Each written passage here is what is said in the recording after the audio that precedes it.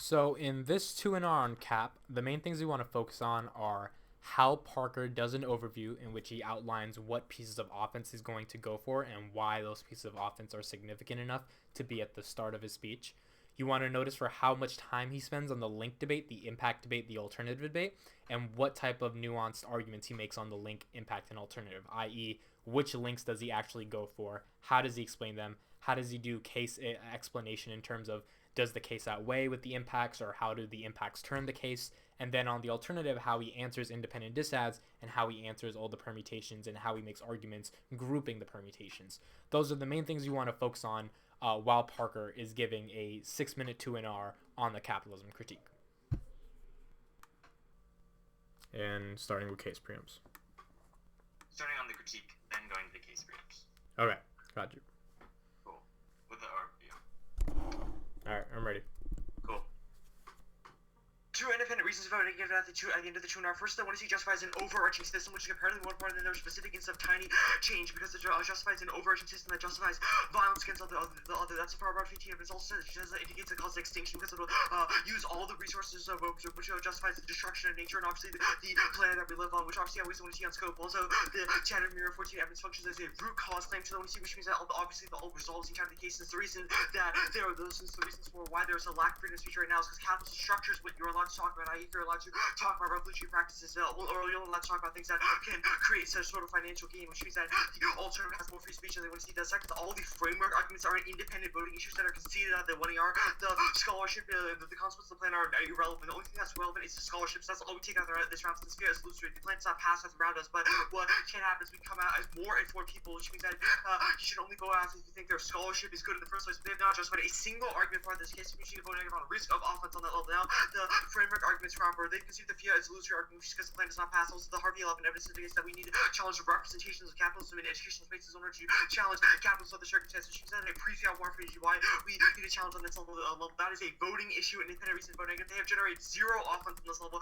Reasons why all their offensive reasons why their offense keep challenge capitalism operate on a post-fiat level, with the consequences of the plan are. But this says that it specifically says the consequences of the plans are irrelevant. So you should probably prior to think of the scholarship prior to that. That's just the lines out of the 1C that are just not answered, which means that it's an independent reason to vote negative, and any risk of offense is sufficient. None of the benefits of permutation, none of the benefits of link terms have any relevance because they're all based on the consequences plan. Now, the link debate proper. There are 2 links on the critique. The 1 hour does a good job covering the first one, but completely drops the second one, which is the far broad 15 evidence says that the single issue legalistic solutions of the 1C is bad. I.e., that you're saying that we should focus on journalism and focus on the symptoms of capitalism rather than focusing on the overarching structures. We always avoid discussing about capitalism, always avoid it because rather we always talking about small issues, small single issue legal reforms like the 1C, which is just a conceded link, which means I have 100% shake link there. But I'm also going for the Chattahoochee Mirror 14 evidence, which is the second link. It says that the 1C relies on an illusion of freedom of speech. It ignores that the freedom of speech is actually structured by capitalist structures that you and I only want to talk about things that are financially profitable. Now, you have a couple answers here, but they don't all miss the boat. You say papers are often free, but 2 problems here. First, the ideas are all still based on what is financially applicable, what people want. It has things like ads in it, which does check back the links. After that, most are not. You have literally no empirical evidence about this case, and obviously these 2 journalists still want to make money so they can fund themselves, which means that they're going to usually have ads in most places, which means as long as this debate is close, you should probably defer negative positions. I'm reading carded evidence on this case while they're just starting why some papers are free now. They say the link's not that free speech is used in the first place. So no, that is what the link is, and it is self-sufficient argument says that we don't need to reject capitalism. Since your idea of rejecting capitalism operates in the post-fiat world, which is not relevant. It's just a question of our scholarship, which means that this link turn misses the boat. Now, the impact debate, I've already extended the impact here, which means that I definitely have one that with the case that's in the overview. Now, the alternative proper. The alternative is an intellectual chance of what you should do in that it says education as a judge. You should reject instances of capitalism. I either want to see if I won the representation, their representations are instances of capitalism because it's the only thing we can do in educational space. We don't pretend to reform the entire system as a whole, but rather we say that what we can do in this situation as individuals, as scholars, that we can reject any other capitalism in this circumstance. Now, that you can make no contestation why this size any solve what says no solid which have a 100% chance of resolving impacts. Now, the permutations, there's no reason the permutations. First, there's a huge state caution disadvantage. Our state includes state university. They're going to reinstitute capitalism. China evidence indicates that universities don't want to be capitalist, which means any inclusion of them with the alternative means to corrupt everything about the alternative,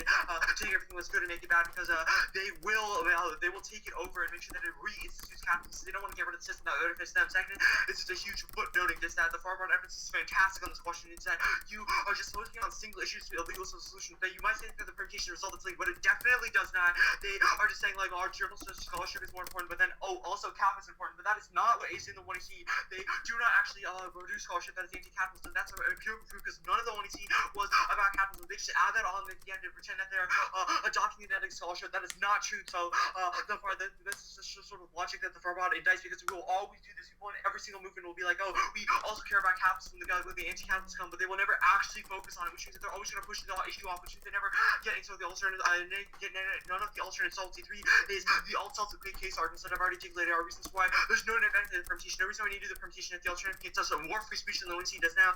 You say permutation if you have the judge endorses the criticism of the critique. First, assume that the land arguments come first, which are winning it, which you're just losing on the far level, which means that this doesn't matter. Second, the far evidence definitely indices our argument and takes us out.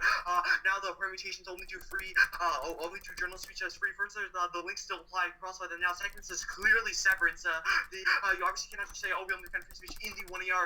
That means that when negating policy, you just add on flex and remove things to the so the negative can never treat any sort of dissent. That's a voting issue because it makes the 2R impossible and changes for arguments to be punished with the loss. Now I say permutation if you have the negative. First, time papers are banned. The same reason severance is you just add on flex and avoid any sort of dissents to avoid it making impossible. Second, all the dissents necessarily still apply. No reason why the sequencing question would resolve anything. There's no benefit. So obviously do the alternative, then it resolves the case. Means no reason why we need to include the app. Now the case.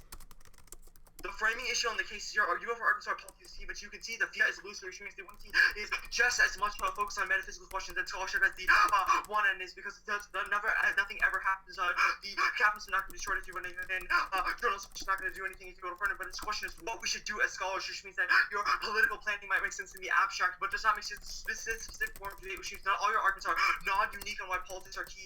Second, the alternative still focused on politics from an outside stance, i.e. what scholars can do, not just what role players can do.